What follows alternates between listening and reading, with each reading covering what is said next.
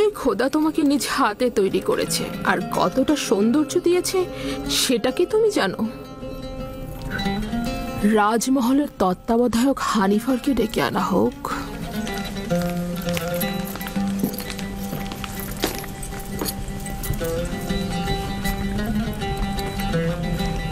এটি সে তার বালিশের নিচে লুকিয়ে রেখেছিল।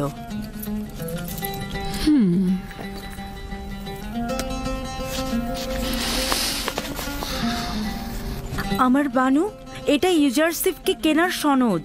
শামুন নামের একজন ইউজারশিপকে মালিকের নিকট বিক্রয় করেছেন। এটা তো রাজমহলে থাকা উচিত, তোমার কাছে নয়। আপনি যা ভালো মনে করেন।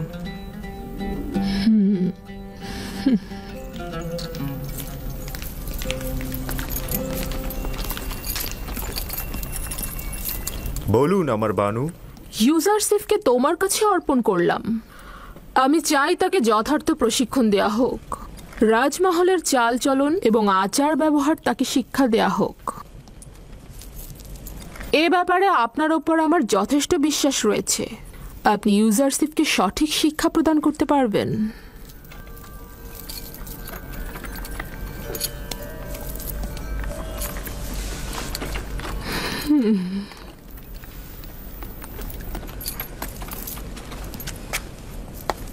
দেখে কিন্তু মনে হচ্ছে না সম্মান প্রদর্শনের এই ভঙ্গি সে উপভোগ করছে। এই মরুচারী তো ভেড়া চড়ানোই জানে না, আর আপনি ওর কাছে সম্মান প্রদর্শন আশা করছেন? ওর তো বংশ পরিচয় নিয়েই আমি সন্দিহান। ও সম্মান প্রদর্শন শিখবে কোত্থেকে? দেখো, এই পোশাকে তাকে কি সুন্দর লাগছে। আস্তে, প্রকাশ্যে ওর এমন তারিফ করবেন না, তাতে অহংকারী হয়ে যাবে। এসো আমার সঙ্গে।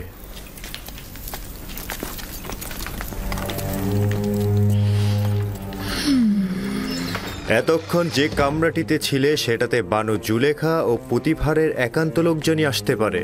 যখন তখন যে কেউ এই কামরায় ঢুকতে পারে না। এই কামরায় প্রবেশ করতে হলে তাকে অবশ্যই 7টি দরজা অতিক্রম করতে হবে। এই 7টি দরজা শক্তভাবে তালাবদ্ধ থাকে, আর তালাবদ্ধ অবস্থায় যে কেউ চাইলেই সেখানে প্রবেশ বা বাহির হতে পারে না। আর এই দরজাগুলোর চাবি শুধুমাত্র বানু জুলেখার কাছেই সংরক্ষিত থাকে। এই জায়গাটি হচ্ছে আমাদের রাজমহলের সবচেয়ে দৃষ্টিনন্দিত স্থান, আর এইখান থেকেই আমাদের প্রিয় মিশরের নীলনদ পর্যবেক্ষণ করা যায়। আর ওই পশ্চিমে মৃত ব্যক্তিদের দুনিয়াও দেখা যায় এখান থেকে। এসো আমার সাথে।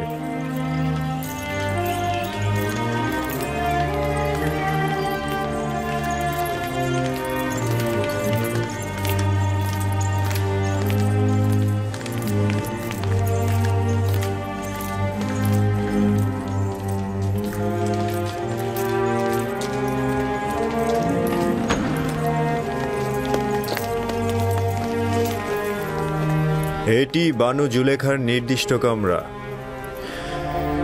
তিনি অত্যন্ত দাম্ভিক ও অভিজাত পরিবারের সন্তান। তোমাকে সতর্ক থাকতে হবে, কখনোই তার ফরমানের অবাধ্য হওয়া যাবে না। চলো যাই।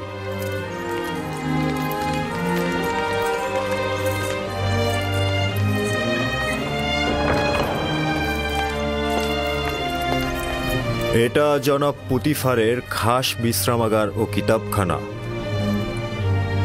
জনাব পুতিফার হলেন মিশরের দ্বিতীয় শ্রেষ্ঠ ব্যক্তি।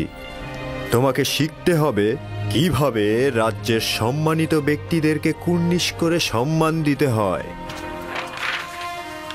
ও হচ্ছে সুপার, কিতাবখানা রক্ষক এবং জনাব পুতিফারের বইগুলোর বিশেষ পাঠক। চলো যাই।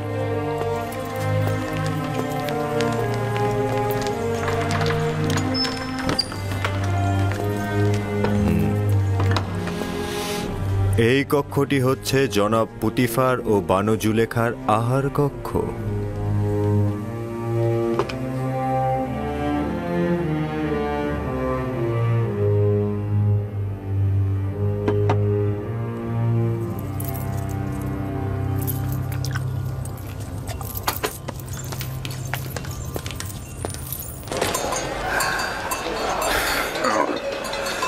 আমি যে করেই হোক ইউসুফকে নাজাত দেব, তার মুক্তির পথ খুঁজব। এমন ভাবে বললেন যেন ইউসুফ জেলখানায় আর আপনি তাকে মুক্ত করবেন। কয়েদখানায় থাকা আর গোলামি করা তো একই। কিন্তু পুতিফারের রাজমহলে ওর মতো গোলাম আর একজনও নেই। যদি পাখির জন্য আকর্ষণীয় খাঁচা বানানো হয়, তবে কি সেটা পাখির জন্য খাঁচা নয়? ইউসুফকে মুক্ত করে ইয়াকুবের কাছে নিয়ে যাব। এর আগে আমি কিছুতেই মিশর ত্যাগ করব না। কিন্তু আপনি দেখেছেন পুতিফার আর ওর স্ত্রী ওকে কতটা ভালোবাসে। কিন্তু ইয়াকুব নবীর তুলনায় তা নগণ্য। ইউসুফের বিচ্ছেদে না জানি ইয়াকুবের কি অবস্থা হয়েছে। কিন্তু মালিক, ইউসুফ তো নিজেই বলেছে তার মিশরে আসাটা খোদাবন্ধের ইচ্ছায়। এটি আমার সর্বশেষ বাণিজ্য। যত দ্রুত সম্ভব জিনিসপত্র বিক্রি করে ব্যাবেলে ফিরে যাও। কি?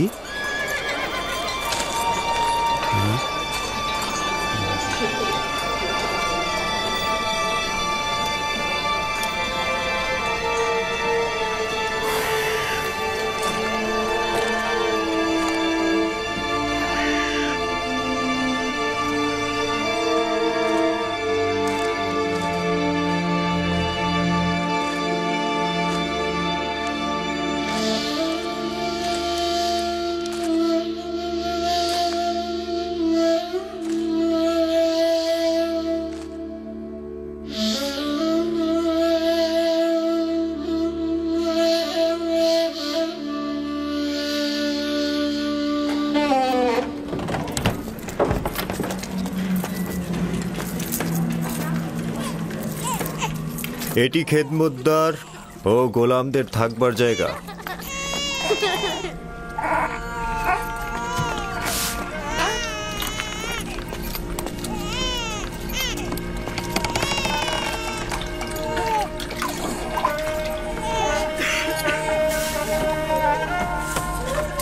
জনাব হানিফার এসেছে, জনাব হানিফার এসেছে, জনাব হানিফার এসেছে। এরা সকলেই জনাব পুতিফারের রাজমহলের খেদমতদার। এরা মহলের বিভিন্ন অংশে কাজ করে থাকে। কেউ কেউ প্যাপিরাসের খামারে কাজ করে, আবার কেউ কেউ তুলা চাষও করে।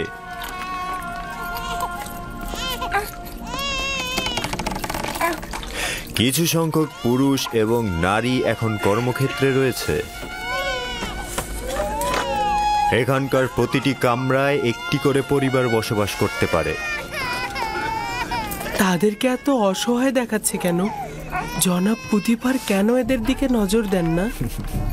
অন্যান্য রাজ্যের খেদমতদার ও গোলামদের অবস্থা এদের চাইতেও শোচনীয়। এরা তো খুব ভালোই আছে। আমরা তাদের এখানে থাকার জায়গা ও খাবারও দিচ্ছি, তাছাড়া তাদের বাচ্চা কাচ্চাদের রক্ষণাবেক্ষণও করছি। আমি কি এদের দেখতে আসতে পারি? কেন নয়? তবে উত্তম হচ্ছে বেগম জুলেখা ও আলী জনাব পুতিফারের কাছ থেকে অনুমতি নেওয়া। এরা হচ্ছে বিশেষ গোলাম যারা পালকি বহন করে থাকে।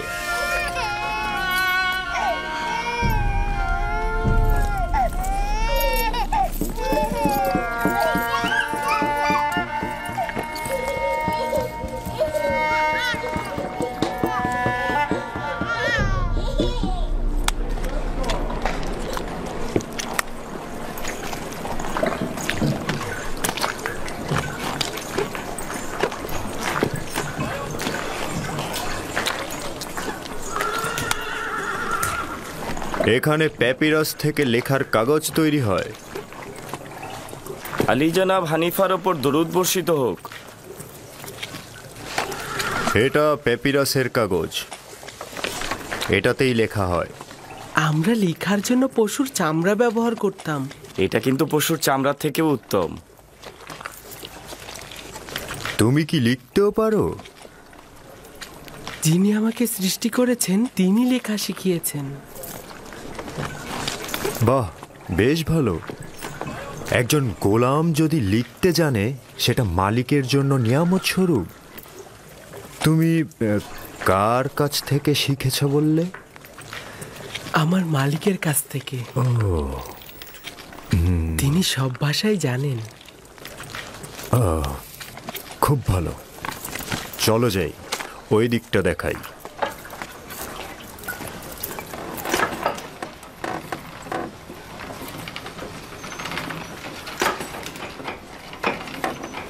এটি হলো কাতান বুননের স্থান। কাতান কি? কাতান হচ্ছে সেই কাপড় যেটাকে কোমরে পেঁচিয়ে পরিধান করে থাকি আমরা, এবং এই কাপড়টা দিয়েই লেবাস তৈরি করি। সবচাইতে মোলায়েম যে কাতানটি তৈরি করা হয় সেটার নাম কাতানে সালাতানাতি। শুধু রাজমহলের বাসিন্দাদের জন্যই এ কাতান তৈরি করা হয়। বানু জুলেখার আকর্ষণীয় যে কাতানগুলো আছে সেগুলো এখানেই তৈরি হয়। চলো যাই।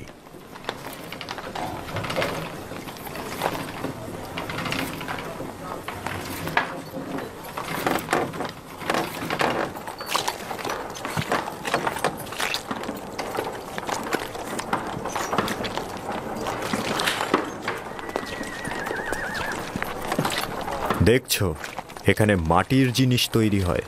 আলী জনাবের উপর দরুদ বর্ষিত হোক। সেদিন ঘোড়ার গাড়ির সঙ্গে লেগে পানি সরবরাহের কিছু পাইপ ভেঙে গেছে, সেগুলো বদলে ফেলবে। এই রকম হলে চলবে তো? হ্যাঁ হ্যাঁ, দ্রুত করবে। ঠিক আছে, চিন্তা করবেন না, সব সময় মতন হয়ে যাবে।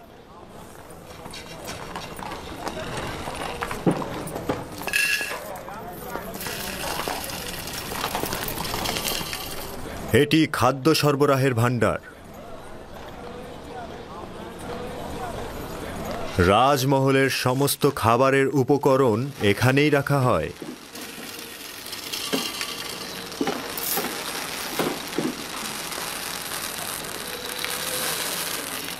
তোমার মন কোথায় পড়ে আছে? ঠিক মতো কাজ করো।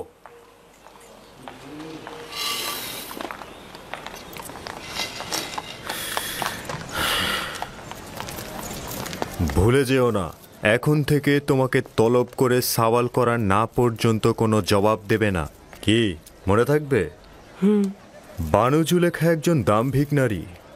কখনো কখনো সে রাজসভার সদস্যদের সঙ্গেও কঠোর আচরণ করেন। ছেড়ে দাও, আমি এই কাজ করিনি। বিশ্বাস করো, আমি এই কাজ করিনি। আমাকে ছেড়ে দাও, আমাকে ছেড়ে দাও, আমি করিনি।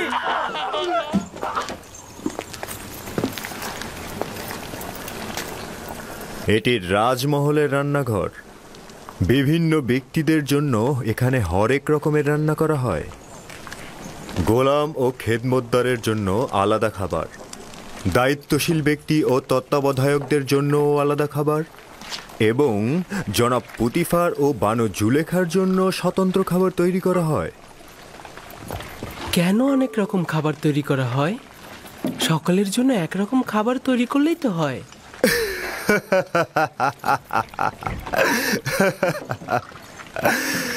এটা কি করে সম্ভব? জনাব পুতিফার ও বানু জুলেখার গোলাম ও খেদমতদারগণ তো এক সমান নন।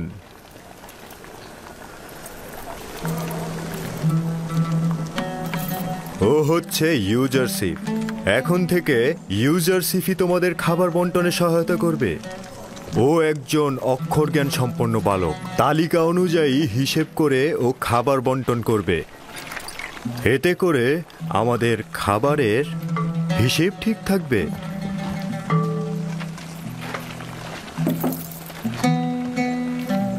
দেখেছো তোমাকে কত আগ্রহের সঙ্গে দেখছে, আর তোমার জন্য এখানে জড়ো হয়েছে সবাই। তোমরা এখানে কি চাও? নিজেদের কাছে যাচ্ছ না কেন?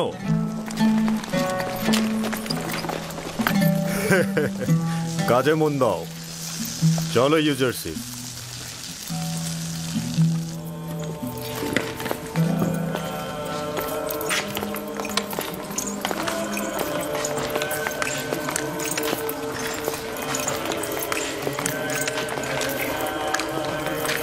এইটা হলো রাজমহলের ইবাদতখানা।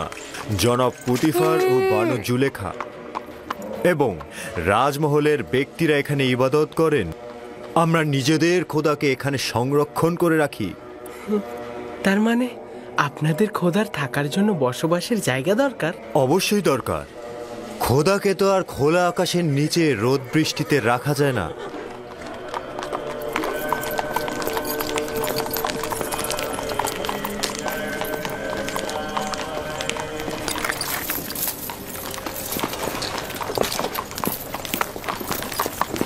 জনাবে মহান হানিফারের উপর দরুদ। সাধারণত রাজমহল দর্শনের সময় সকালবেলা, হঠাৎ এই দুপুরবেলা। ইউজারসিফকে রাজমহল দেখাতে নিয়ে এলাম। আমি চাইছি এই রাজমহল ও এর আদিবাসীদের সঙ্গে ওর পরিচয় হোক। ওখানে কি হয়েছে?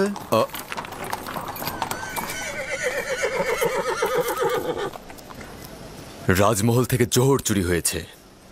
এরা সকলেই রাজমহলের অভ্যন্তরীণ পাহারাদার। কেউ স্বীকার করছে না, কিন্তু একজন আরেকজনকে দোষ দিচ্ছে। তাই নাকি? চলো দেখছি ব্যাপারটা।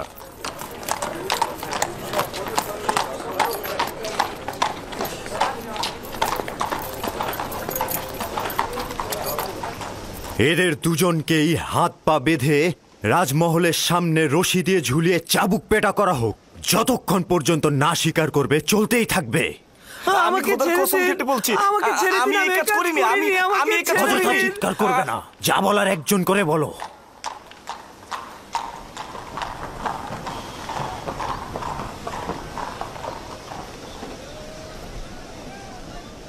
কিন্তু জনাব হানিফার, মহান খোদার কসম, আমি অপরাধী নই। সত্যি বলছি, আমি চুরি করিনি। আসলে যেদিন চুরি হয়েছে সেদিন তো আমি আসিনি, সেদিন তো আমি ছিলামই না। আমি চুরি করিনি। আমরা তো অবশ্যই দোষীকে খুঁজে বের করতে সক্ষম হব, তাই না? এর চাইতে উত্তম হবে দোষ স্বীকার করো, নয়তো পরিণতি খুব ভয়াবহ। সে বলেছে তুমি তার গাফিলতির সুযোগে খেদমত মহলে প্রবেশ করেছ। আমি প্রবেশ করেছি? আমি তো সেদিন আসিনি। ও মিথ্যে কথা বলছে, মিথ্যুক কথাকার। ভুল করেছি, তখনই ওকে ধরা উচিত ছিল আমার। আমি খোদার নামে কসম কেটে বলছি, আমি নিজ চোখে দেখেছি ওকে চুরি করতে। আমাকে আর কেউ দেখলো না, শুধু ও দেখলো? এটা হতে পারে? একজন পাহারাদারের দায়িত্ব খেদমত মহলে কে প্রবেশ করছে এবং বের হচ্ছে তা নজর রাখা। তোমার ঘুমানো উচিত হয়নি। তুমি দোষী, কেননা তুমি কাজের সময় ঘুমিয়েছ, আর তোমার পক্ষে কোনো সাক্ষীও নেই। কিন্তু আলী জনাব, আমি সত্যি করে বলছি, আমি চুরি করিনি। দুঃখিত। নিনিফার কোপাতাকে আজাদ করুন এবং ওকে জেলখানায় পাঠিয়ে দিন। আলী জনাব, আমি চুরি করিনি, আমি চোর নই, আমি সত্যি বলছি। আপনারা আমাকে রহম করুন, খোদার কসম কেটে বলছি। আমি তোমার জবান বন্ধ করো। নীলিফার, তুমি খোদার ক্রোধে আগুনে জ্বলবে। কেন সত্যি বলছো না? আলী জনাব, আমি চুরি করিনি, আমি সত্যি বলছি, খোদার কসম। আমি চোরকে শনাক্ত করতে পারবো। না পুত্র আমার, এটা তোমার কাজ নয়। আমি আপনাদেরকে নিশ্চয়তা দিচ্ছি। আপনারা কি চোরকে শনাক্ত করতে চান না? চাই, কিন্তু তুমি কি করে চোরকে শনাক্ত করবে? আমার আব্বাজান শিখিয়েছে, তিনি ফয়সালা নির্ধারণে দক্ষ ছিলেন।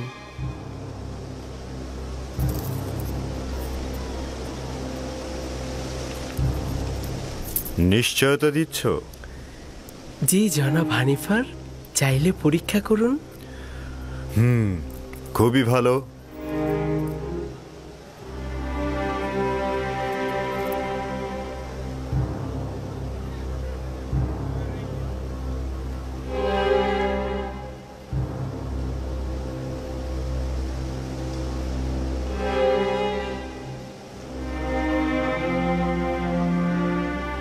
আমি জানি চোরকে। আমি আশা করছি সে নিজে থেকে দোষ স্বীকার করে তার শাস্তি কমিয়ে নেবে। আসলে যেদিন রাজমহলে চুরি হলো সেদিন আমার পাহারার দায়িত্বই ছিল না। আমি তো সেদিন আসিনি। আমি যে চুরি করিনি এটার কোনো সাক্ষী নেই, তবে সত্যি করে বলছি, আমি নিজ চোখে নীলিফারকে চুরি করতে দেখেছি, খোদার কসম। আমি গুনাহগার ব্যক্তিকে শনাক্ত করতে সক্ষম হয়েছি, আর কিছুক্ষণের মধ্যেই আমি তা প্রমাণ করে দেব। জনাব হানিফার, আমি চোরকে শনাক্ত করে ফেলেছি। আপনি অবশ্যই তার গর্দানটা কেটে ফেলবেন। আমি শুধু চাইছি তাকে শনাক্ত করতে। একবার শুধু শনাক্ত হোক। তাকে কোনরূপ ক্ষমা করা হবে না, শুধু শনাক্ত করুন। জনাব রুদামুন, এই দুজনকেই বাগিচার কাছে নতজানু করা হোক।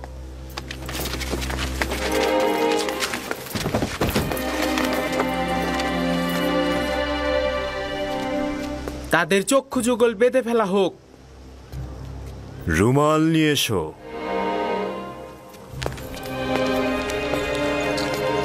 তার হাত বেঁধে ফেলো।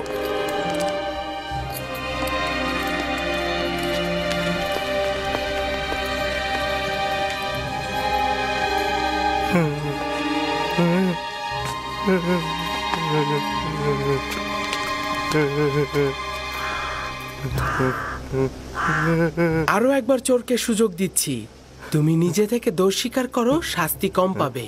কিন্তু আমি যদি শনাক্ত করি তাহলে অবশ্যই তোমার গর্দান কাটা হবে।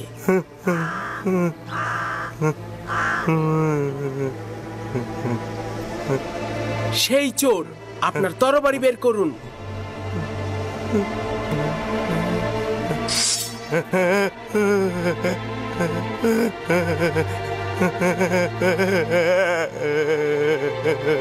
এই চোরটার গর্দান কেটে ফেলুন। না না না না, আমি স্বীকার করছি, আমি স্বীকার করছি, আমি চুরি করেছি, আমি ভুল করেছি, আমি স্বীকার করছি জনাব রুদামুন, আমি স্বীকার করছি আমি চুরি করেছি। তুমি নিজেও চিন্তা করনি যে এত তাড়াতাড়ি স্বীকার করবে। সাবাস ইউজারশিপ, সাবাস। তাকে নিয়ে যাও।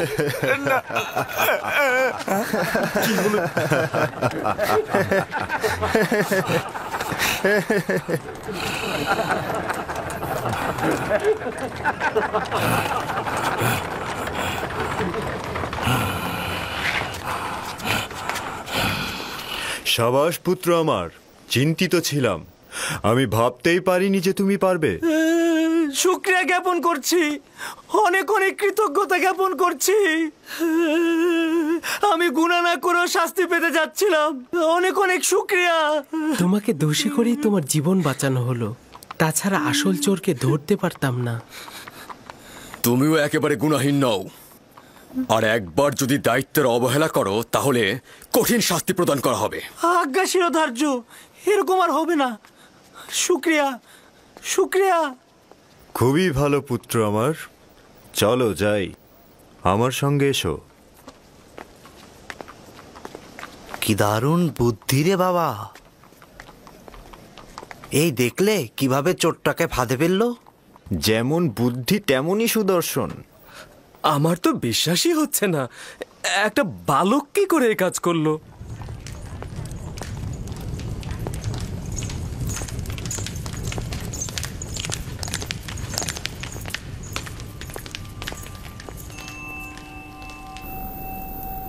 সে তো ভেবেছিল আমরা তার শিরচ্ছেদ করছি, সঙ্গে সঙ্গে সে তার জায়গা থেকে উঠে দাঁড়ালো এবং গুনাহ স্বীকার করে নিল। সে তো ভয়ে বলতে থাকলো যে না না, শিরচ্ছেদ করো না, গুনাহ আমি করেছি, আমি চুরি করেছি, আমি আমার দোষ স্বীকার করছি। ইউজারশিপের এই চতুরতা দেখে সবাই তো একদম অবাক হয়ে গেল। কেউ তো চিন্তাও করতে পারেনি তার মতো একটা বালক এত তীক্ষ্ণ বুদ্ধি সম্পন্ন। আমি অবশ্যই জনাব পুতিফারের কাছে মূল্যবান হাদিয়ার জন্য শুকরিয়া জ্ঞাপন করব। ইউজারশিপ খুব বুদ্ধিমান এবং অক্ষর জ্ঞান সম্পন্ন বালক। আজ থেকে কেউ অতিরিক্ত খাবার নিতে পারবে না, যার যতটুকু দরকার ততটুকুই হিসেব করে খাবার বিতরণ করবে সে। একজন অক্ষর জ্ঞান সম্পন্ন গোলাম তার মালিকের কাছে নিয়ামত স্বরূপ। ইউজারশিপের বিশ্রামাগার কোথায় নির্ধারণ করেছেন? এখনো সিদ্ধান্ত গ্রহণ করিনি। গোলামদের থাকার জন্য নির্ধারিত স্থান রয়েছে, এখানে সিদ্ধান্তের কি দরকার? না, গোলামখানায় নয়, এখানেই রাজমহলের মধ্যে, যা গতরাতে নির্ধারণ করা হয়েছে। ইউজারশিপ, তুমি কি রাজি আছো? শুকরিয়া জ্ঞাপন করছি, যদি অনুমতি দান করেন আমার শোবার জায়গা রাজমহলের গোলামদের মধ্যে হলে উত্তম হবে। আমি বলবো তুমি কোথায় এবং কাদের সাথে জীবন গড়বে। বুঝতে পেরেছ? জি। বানু, রাজমহলে একজন গোলামের উপস্থিতি নিয়মের বরখেলাপ। এতে করে অন্যান্য গোলামরা ঈর্ষান্বিত হয়ে উঠতে পারে। যখন আমি এবং এই মহলের প্রভু পুতিফার তার প্রতি আকৃষ্ট হয়েছি, তখন আর কারো হক নেই তার প্রতি দৃষ্টি দেয়ার।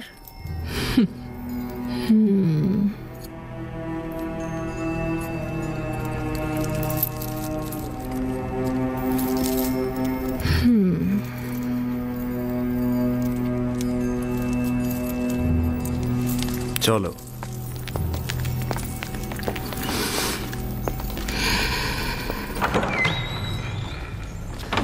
ইউজারশিপ, পুত্র আমার কোনো পুত্র সন্তান নেই।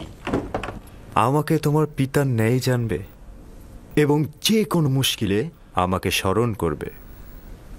শুক্রিয়া জ্ঞাপন করছি।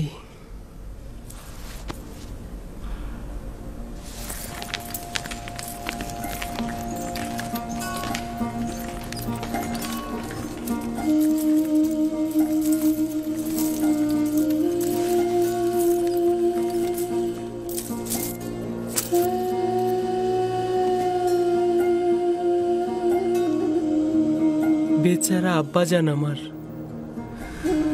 খোদাবান তাকে সবর করা তৌফিক দিন।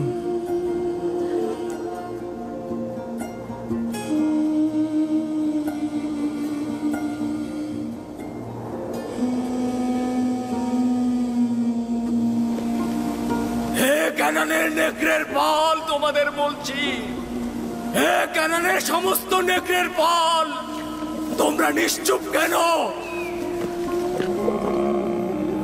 আব্বাজান, নেকড়িগুলো কি কথা বলতে পারে? না আমার পুত্র, তবে খোদা তাআলা যদি চান তবে নেকড়েরা অবশ্যই উত্তর দেবে।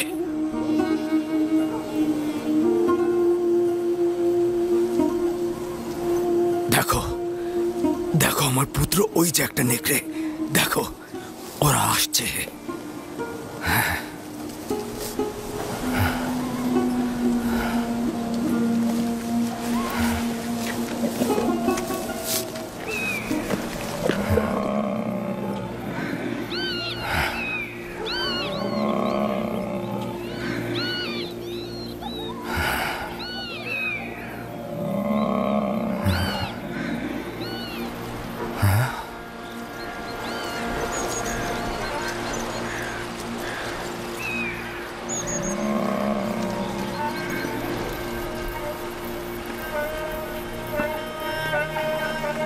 ওই যে দেখো আব্বাজান আসছে।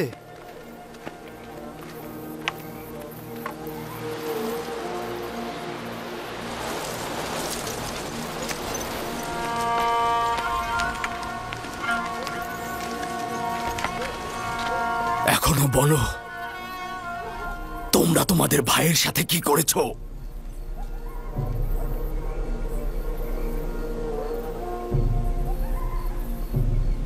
কি হলো বলো? কথার উত্তর দিচ্ছ না কেন লাভি? পূর্বে বলেছি তো তোমরা মিথ্যে বলছো। নেকড়েরা অস্বীকার করেছে, ইউসুফের খবর তাদের কাছে নেই। নেকড়ে? নেকড়ে কি করে অস্বীকার করতে পারে? আমি দেখেছি, ওরা আব্বাজানকে বলেছে, ওরা মাথা নেড়ে বলেছে ওরা জানে না। বিলম্ব না করে সত্যি বলো, ইউসুফের সাথে তোমরা কি করেছো? এখনো ফুরসাত রয়েছে। সত্য এটাই যা আগে বলেছি, ইউসুফকে নেকড়েরাই ভক্ষণ করেছে। নেকড়েকে দোষারোপ করো না, তোমরা যা করেছো নেকড়ের বেশে করেছো। এখনো সময় আছে, হাকিকত বলো।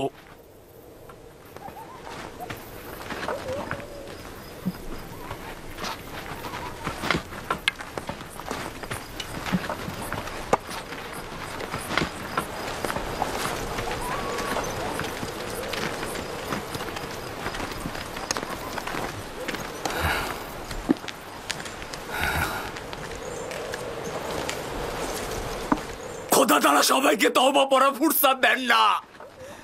এখনো সময় রয়েছে, তোমরা তওবা পড়ে গুনাহ কবুল করো।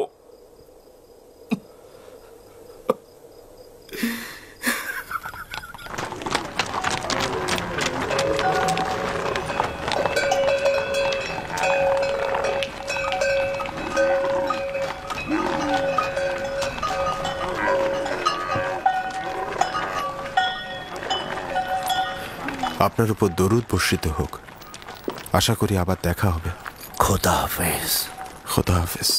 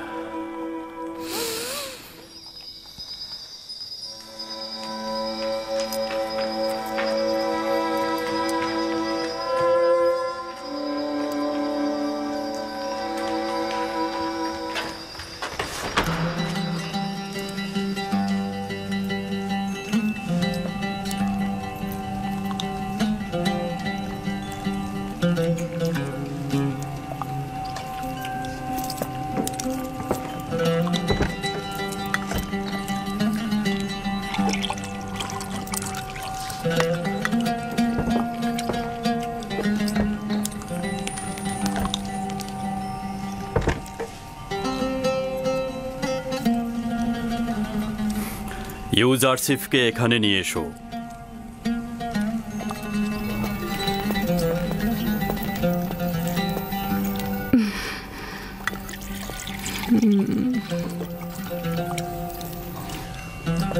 এতদিন তোমার সঙ্গে জীবনযাপন করে আমি উপলব্ধি করলাম যে আমি কখনো সন্তানের অধিকারী হব না। আমি তোমাকে জননীর নিয়ামত থেকে বঞ্চিত করতে চাই না। আমাদের খুব বেশি বছর হয়নি আমরা নিকাবন্ধনে আবদ্ধ হয়েছি। কে জানে ভবিষ্যতে আমরা সন্তানের অধিকারী হতেও পারি। পূর্বে থেকেই জনাব পুতিফারের প্রতি আমার ভালোবাসার সন্তান না থাকার কারণে নয়, বুঝতেই পারছেন।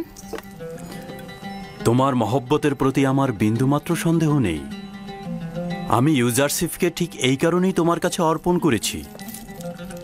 আমি জানি এরকম একটা সন্তান তুমি যদি পাও তবে তুমি এতে অবশ্যই আনন্দিত হবে। কোনো কিছুই আপনার মহব্বতের তুলনায় আমাকে আনন্দিত করবে না। ইউজারসিফকে আমি আপনার হাদিয়ার ন্যায় মহব্বত করব।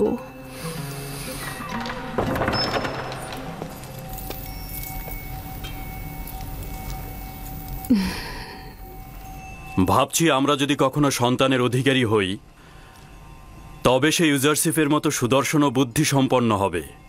আমার মনে হয় সে ইউজারসিফের মতো তীক্ষ্ণ বুদ্ধিসম্পন্ন নাও হতে পারে। তুমি এমন কি করেছো যে বানু জুলেখা তোমার এত তারিফ করছে? আজকে ইউজারসিফের চতুরতা জওহর চোরকে ধরার জন্য সকলকে হতবাক করে দিয়েছে। আলী জনাব, আজ রাজমহলের সর্বত্র ইউজারসিফের বুদ্ধিমত্তার প্রশংসা হচ্ছে। সকলে বলা বলি করছে ইউজারসিফের কারণে একজন নির্দোষ ব্যক্তি মুক্তি পেয়েছে।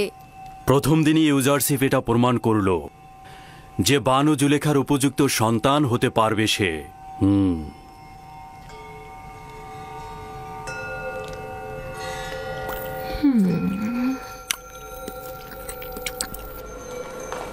আমি নিজে শুনেছি ইউজারসিফকে সন্তান হিসেবে গ্রহণ করার সিদ্ধান্ত হয়েছে।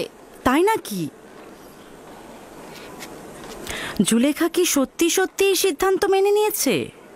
না, মুখে কিছু বলেনি, তবে রাজি আছে মনে হলো।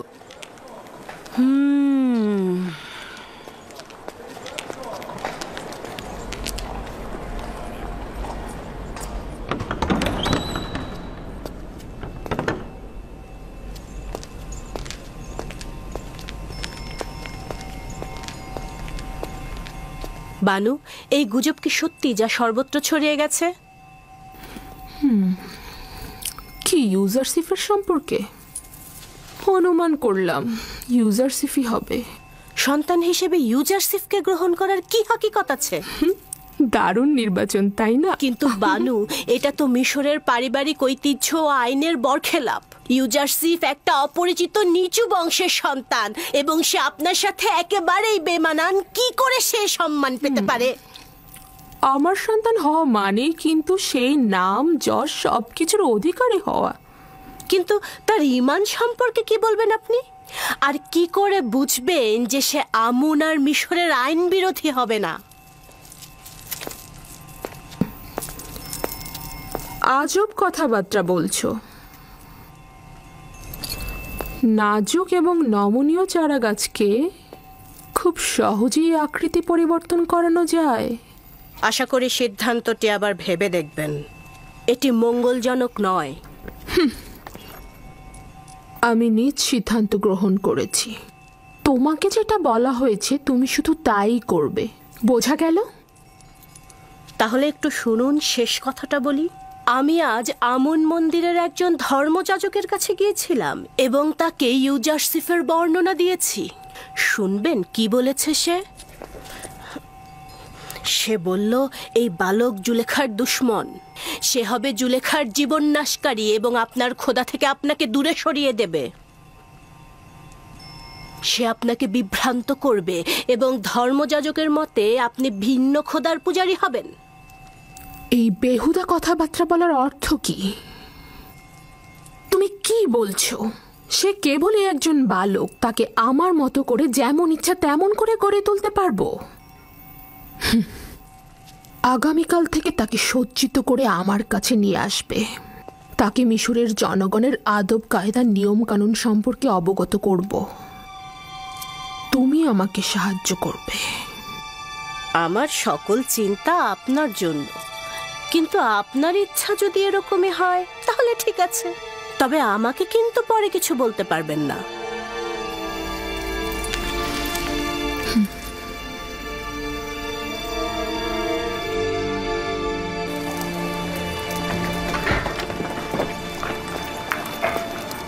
জনাব পুতিফারের খাবার নিতে এসেছি। হয়েছে?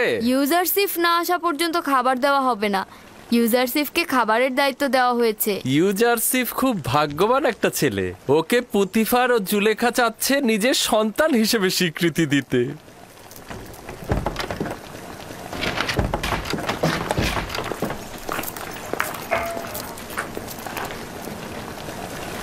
রাজমহলের লোক সংখ্যার পরিমাণ এতে দেয়া আছে। ইউজারসিফ নাও। ও যাকে যতটুকু খাবার দিতে বলবে সেই মোতাবেক খাবার বিতরণ করবে।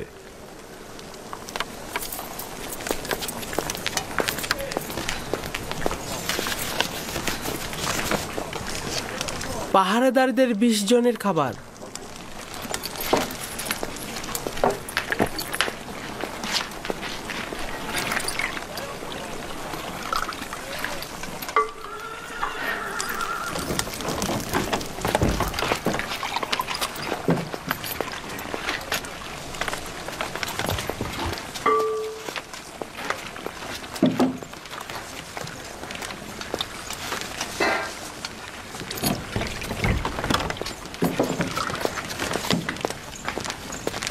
পুরোহিত 20 জন। ইবাদতখানায় পুরোহিতের সংখ্যা 5 জন, তবে 20 জন কেন? ইবাদতখানার খোদার কি খাবারের প্রয়োজন নেই? তার মানে তোমাদের খোদাও কি খাবার গ্রহণ করে? না, খাবার খায় না, কিন্তু তার সামনে কি খাবার দেওয়া উচিত নয়, যাতে বান্দাদের খাবারের বরকত বাড়ে? ভালো কথা। খোদা বরকত দান করার পরে এই খাবারগুলো কারা গ্রহণ করে? খাবারগুলো খোদার বরকত দেবার পর ওইখানে থাকা খোদার ইবাদতকারী আর আমরা খাদেমরা খেয়ে থাকি। এইভাবেই পুরোহিতরা অন্যদের থেকে 4 ভাগ বেশি খেয়ে থাকে। হ্যাঁ, আর এই কারণেই পুরোহিতরা এত মোটা হয়ে থাকে। পুরোহিতগণ ও ইবাদতখানার খেদমতকারীগণ এই জন্যই খোদার বরকতে অধিকতর মোটা হচ্ছে, আর এই কারণেই রাজমহলের অনেকেই খাবার পায় না। আর এভাবে খোদা যদি বরকত না দেন তাহলে ওরা শুকিয়ে যাবে। ভাগ্যিস খোদা তলা খায়, না খেলে কি অবস্থা হতো।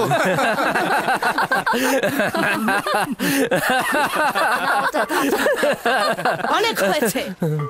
তোমরা যদি ইবাদত খানার খাদেমের কাছে লজ্জিত না হও, তবে অন্তত খোদার কাছে তো লজ্জিত হও। চলো।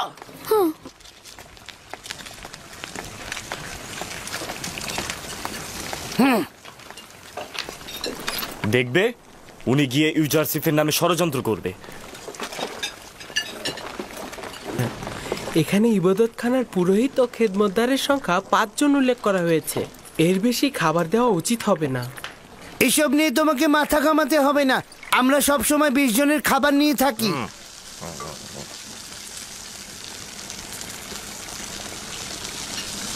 আজ যতটুকু চাই ততটুকু দিয়ে দিন। জনাব হানিফার এর সমাধান করবেন।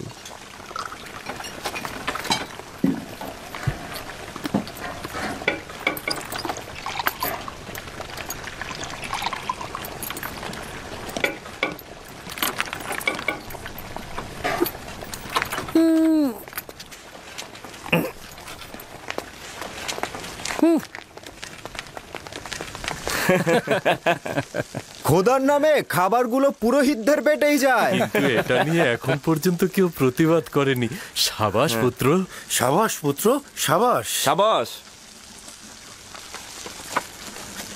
সেদিন নীলিফার আচ্ছা মতো অপদস্থ হয়েছে, আজ হলো খাদেমরা। বাপরে বাপ, সেই দিন নীলিফার কুপ্তাকে যেইভাবে চোর প্রমাণিত করলো। বালকটি সাহসী ও বুদ্ধিমান। এই হানিফার আসছে। কি ব্যাপার, কি করছো ইউজারসিফ? কোনো মুশকিল হয়নি তো আবার? না আলী জনাব, ওর সাথে ইবাদত খানার খাদেমদের বিরোধ হয়েছে। খাদেমদের অতিরিক্ত খাবার নেয়ায় ও আপত্তি জানিয়েছে। কারি মামাও তখন এখানে ছিল। আমার মনে হয় পুরোহিতগণ এবং কারি মামা এই বালকটির বিরুদ্ধে ষড়যন্ত্র করবে।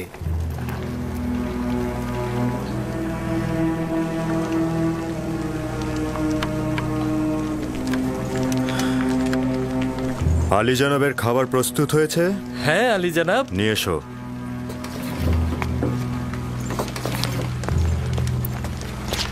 তুমিও এসো ইউজারসিফ। সবাইকে তালিকা অনুযায়ী খাবার বিতরণ করবে ইউজারসিফ না আসা পর্যন্ত। এসো।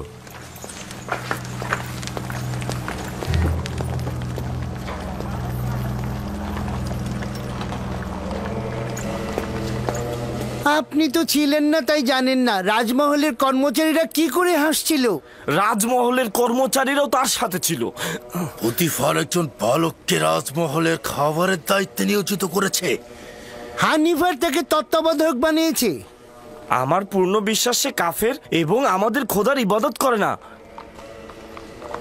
যদি তোমাদের কথা সত্যি হয় তাহলে আমিও তাকে ছেড়ে কথা বলবো না।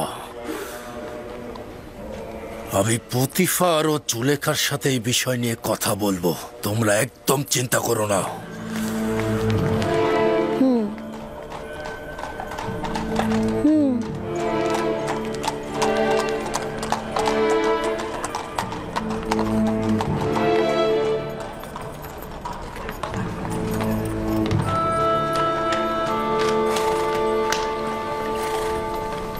ইউজারসিফ, ইউজারসিফ, তোমার সঙ্গে কথা আছে। মেনিসাপু, কি হয়েছে? এখানে কি করছো? তুমি আমাদের খোদার ইবাদত করো না কেন? তুমি কি কাফের? তোমার উদ্দেশ্যটা কি? পুরোহিত মেঙ্গি পুরোহিত খুপুকে বলছিল যে তুমি নাকি কাফের, আর এটা যদি প্রমাণিত হয় তবে তারা তোমাকে জীবিত রাখবে না। যদি আমার খোদা না চায় তাহলে কোনো কিছুই হবে না। তার মানে কি তুমি সত্যি সত্যি কাফের? তোমাকে নিশ্চয়তা দিচ্ছি আমি কাফের নই, আমি খোদার ইবাদতকারী। তার মানে কোন খোদা? তোমার খোদা, আমার খোদা, আমাদের সকলের খোদা। খুবই ভালো, যাক আমি শান্তি পেলাম। তুমি কি জানো খোদা তাআলা তোমাকে নাজাতের জন্য আমাকে পাঠিয়েছে? আমাকে কিছু বললে? না না, আমি নিজের সঙ্গেই কথা বলছিলাম। কিছু হয়নি, তুমি যাও। এসো আমরা খেলা করি। আচ্ছা ঠিক আছে, আমি আসছি। হ্যাঁ।